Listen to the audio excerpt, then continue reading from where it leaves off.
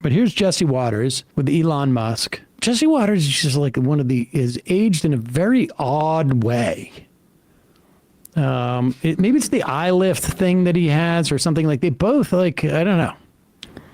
It's interesting. But nevertheless, that's not the point here. The point is their abject stupidity and fantasy. I mean, this is like, if you've ever had the opportunity to hear two sixth grade boys talk about stuff, this is going to be reminiscent. In a world where billionaires like Elon Musk dream of colonizing Mars, we must ask ourselves, who benefits from this fantasy?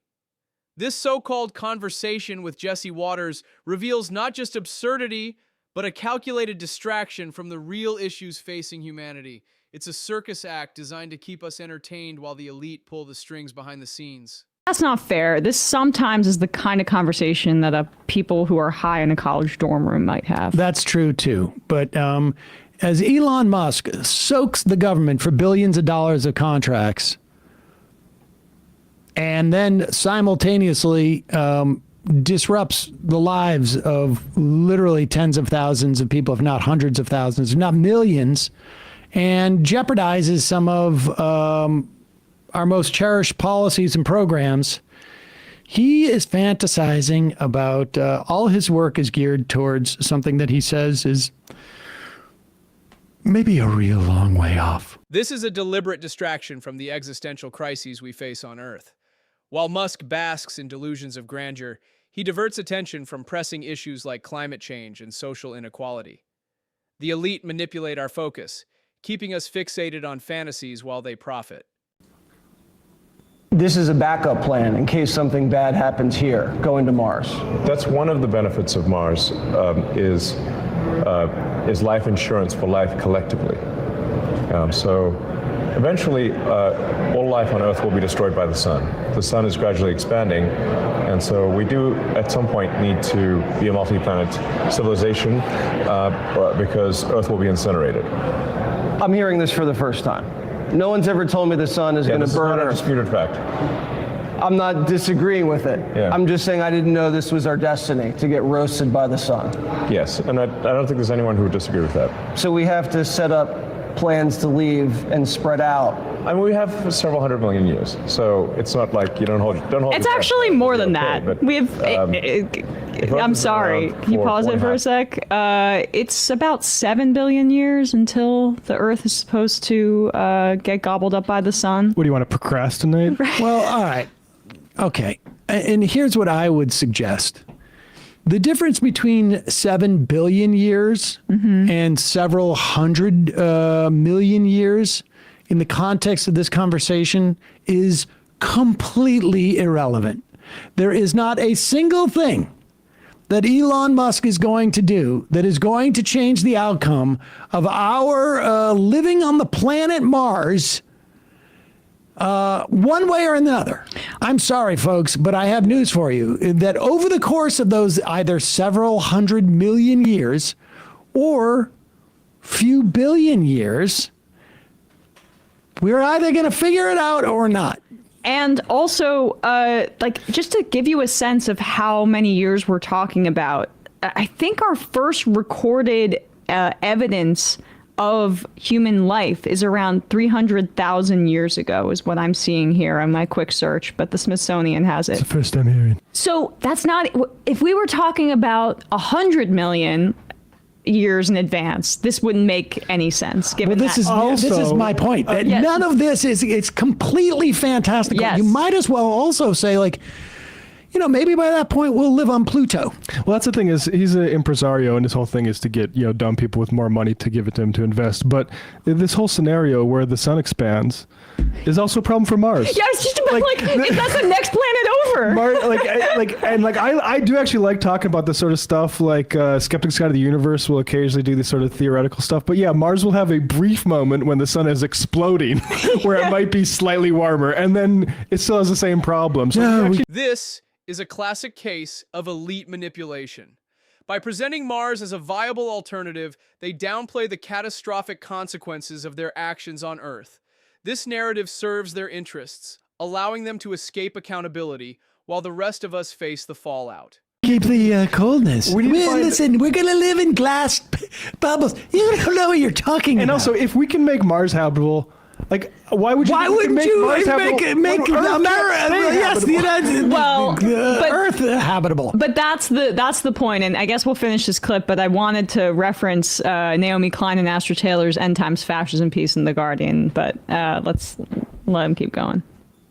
Plans to leave and spread out. I mean, we have several 100 million years, so it's not like you don't hold your breath. It'll be okay. But Oh, pause it. I beg to differ. I would say hold your breath. Yes. I would suggest that he should hold his breath. In fact, I'd like both of them to hold their breath. There's nothing to worry about, but please invest in my Mars colonization project because it's very imminent and we need to get this done now. I want to see both of them hold their breath right now for a long time. They should try holding their breath on Mars. Yeah, exactly. And spread out.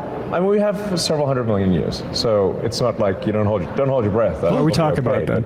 then? If Earth has been around for 4.5 billion years, which is what the fossil record suggests, then Earth only has about 10% more life in it before it gets so hot that life is impossible. And you're going to be the guy to put us closer to where we need to be to get to Mars. We're headed there, yeah. We have a long way to go because it's not about just landing on Mars and doing flags and footprints. Oh my God. It's about creating a self-sustaining We're the dumbest country in the world. city on Mars.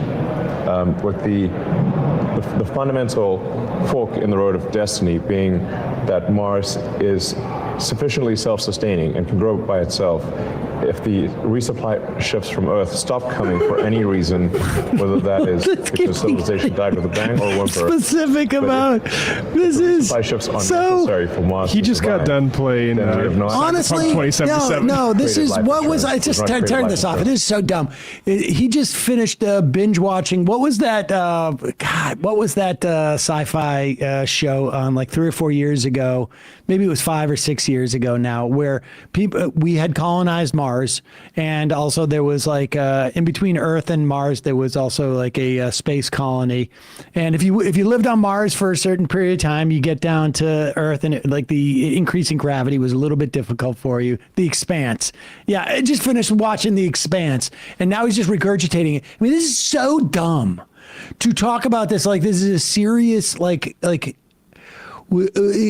just want to make it clear that we're going to need supply lines. Now, of course, this will be 400 million years from now. We're going to have, it will be exponentially more human thought since then. But we're still going to need, will we have different type of suitcases? Or will we find that we want hard shell suitcases or soft shell? Like we have a knapsack. It's also possible we'll have evolved in figure out the such a way. details later. We'll have evolved in such a way that our shoulders will have a different angle, and we will have to redesign the knapsack. It really is like a pastiche of futurists like Michio Kaku. Neil deGrasse Tyson does a little bit of this sort of stuff, just by a ketamine addict. Well, the tech futurism too. You can go. I saw somebody make this point back in the 60s or something. They spoke to their science teacher, and they were talking about some new technological innovation, and that teacher said, you'll see a version of this every 10 years that's supposed to change everything. And there's always scientific capitalists that try to use a futuristic vision to get investment or to sell something. But what's new about this is it's melding of the right and of this techno-fascist utopian vision.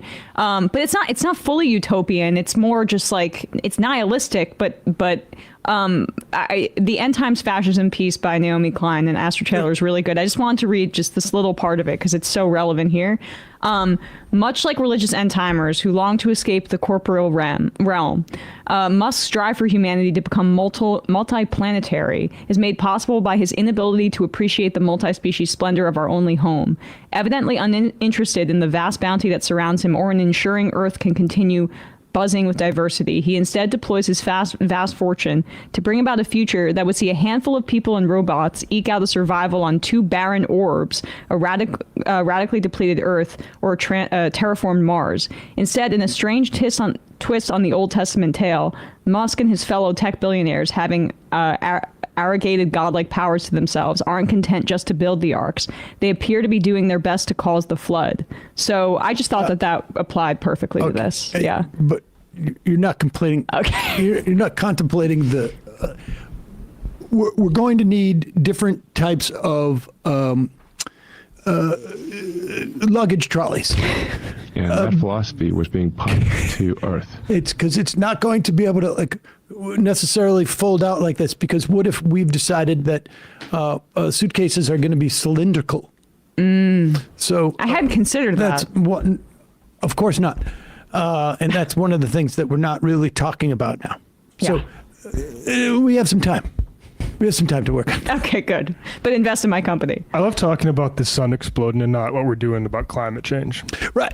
Well, that's the thing, right? Like, it's both. What's fascinating about it is that there's a significant portion of the Fox audience where they would lose their minds if someone suggested that the Earth was that old.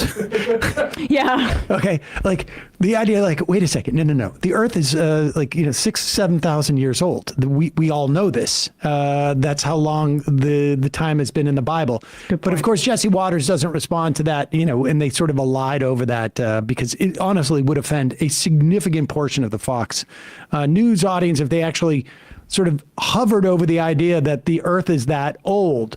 But he's also, it is almost like the realm of religion at that point by saying, we don't need to do anything about what's happening now. This is a strategy to disengage us from reality.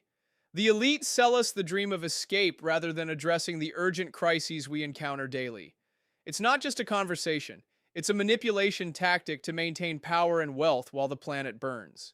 We can completely avoid that. Except trust all the daddies. Except for trust. Yep. Just trust in the idea that I'm here. And that's the important thing. Who needs a functioning nation state when outer space, now reportedly Musk's singular obsession, beckons? For Musk, Mars has become a secular ark, which he claims is the key to the survival of human civilization, perhaps via uploaded consciousness to an artificial general intelligence. But that's exactly what you're saying. It is like we don't necessarily need to worry about the problems we have here on Earth because we have heaven awaiting us, whether that's in the form of seeing Jesus again or if it's in the form of a Mars colony. Exactly. And I will bet you everything I own that Elon Musk is sitting there with like recording devices and he is trying to create an AI that not just sounds like him, but thinks like him. Yeah. So that his essence can exist beyond him. I mean, this is sort of like Jerry Jones is literally now we're getting doing into that. Like what do you call it? Shoot, what is the Galactica? Battlestar Galactica. That's what Gattaca? Yeah, no, I was going to say Gattaca. Battlestar Galactica. Yeah, that's it. It's basically like I've been watching The Expanse and Battlestar Galactica, and that's my entire worldview now. Did you know we'll have space elevators where you take an elevator into space and fly a ship off of it? What we haven't established is what angles they will go, because they'll be untethered. See, you wouldn't make sure there's not a understand. terrorist attack on it. Honestly, Donald Trump's vision of Alcatraz is like much more beautiful and attractive to me than this. At least it's here. Yeah, exactly. If I At least never it's have to here. listen, if I don't have to see Elon Musk, I'd 10 times rather be on Donald Trump's Alcatraz.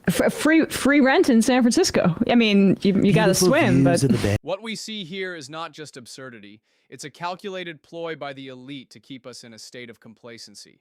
Instead of challenging the system, we're fed fantasies of Mars and technological salvation. Ask yourself, are we being manipulated? Comment below with your thoughts and let's expose these lies together.